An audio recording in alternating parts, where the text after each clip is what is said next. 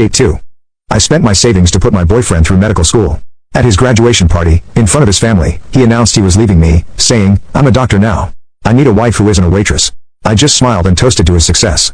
This morning, the medical board called him about his application, and my phone hasn't stopped ringing. He had stolen entire paragraphs, pages even, from a thesis written by a doctor in Sweden. He had just rephrased a few words here and there. He didn't write that paper. He had stolen it. He was a fraud through and through. That was the moment I stopped loving him. It was like a light switch flipped off in my heart. The man I had sacrificed everything for didn't exist. He was a character in a story I had told myself. In his place was this stranger who was lazy, arrogant, and dishonest. A man who would cheat his way into a profession where people's lives were in his hands. I didn't confront him. The old me would have. The old me would have cried and yelled. But the new me, the me that was born in that moment, was cold and quiet. I knew what I had to do. I spent the next few weeks gathering my evidence. I forwarded the emails to a new secret email account I made. I downloaded the entire contents of that USB drive. I took screenshots of everything. I was no longer his girlfriend. I was a prosecutor building a case. I let him finish the year. I watched him take his final exams knowing he had the answers. I watched him submit his stolen paper. I even helped him address the invitations for his graduation party. I smiled and played the part of the proud, supportive girlfriend. I wanted him to get to the very top of the mountain. I wanted him to feel completely untouchable.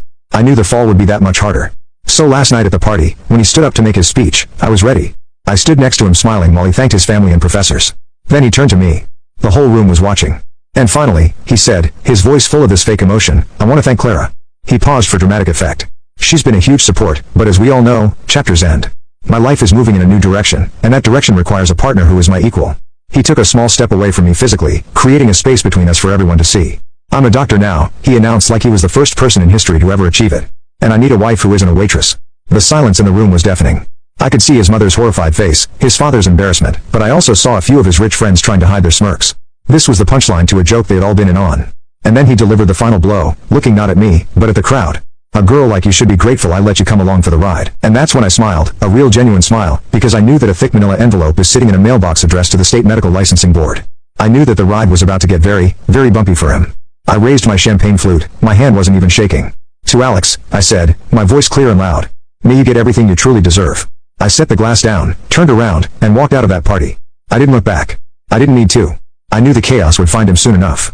And judging by the state of my phone this morning, it has. First update, hey guys, it's been 3 days since I posted. First of all, thank you so much for all the supportive comments. I literally read every single one of them, and it really helped me get through the first day after the party from hell. I pretty much just turned my phone off, ordered a giant pizza, and watched garbage reality TV until I fell asleep. When I woke up, for a split second, I forgot what had happened. I saw the den on the other side of the bed and thought, oh, Alex must have gotten up early.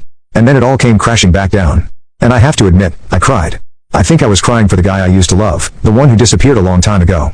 But after that, a weird feeling started to creep in. It was relief. For the first time in 6 years, I didn't have to think about someone else's needs before my own. The feeling was so new, I almost didn't recognize it. So, I finally turned my phone back on, and it was a complete circus. I had about 50 notifications. The voicemails from his mom, Eleanor, were a trip. The first one was just her crying, saying, "Clara, please call me. There's been a terrible mistake with Alex's license thing. We need to clear this up." The next one, a few hours later, was way more frantic. I could hear his dad, Robert, in the background. She was saying, "Clara, Alex just got an email from the university. They're reviewing his degree for academic misconduct. What is going on? Did you say something to someone?" The last one was just her sobbing. "He won't come out of his room. Clara, please just tell me what you know." Then there were the texts from Alex. Oh, boy. They were a journey. They started out furious. "What did you do? You are ruining my entire life. I will sue you for this." Then they moved to panicked. "Clara, they are talking about taking my degree away. My life is over. This is all your fault." Then came the attempts of gaslighting. "I know I hurt you, but you are taking this too far. I was just stressed out. You know, I didn't mean it." And finally, the pleading. "Okay, I'm sorry. I was a jerk.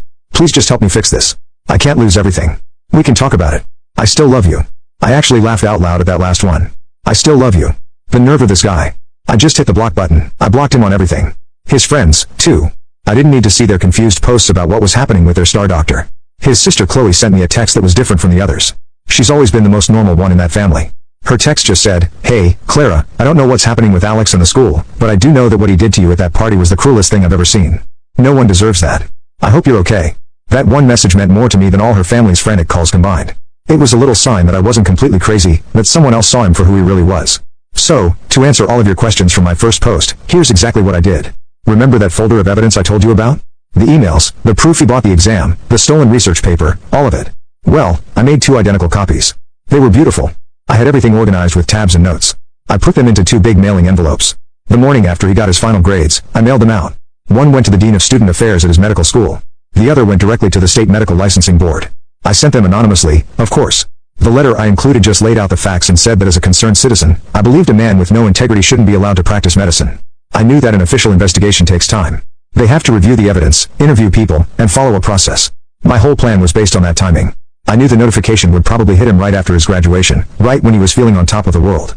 And that's exactly what happened. The board put an immediate hold on his application to be a licensed doctor pending the outcome of the investigation.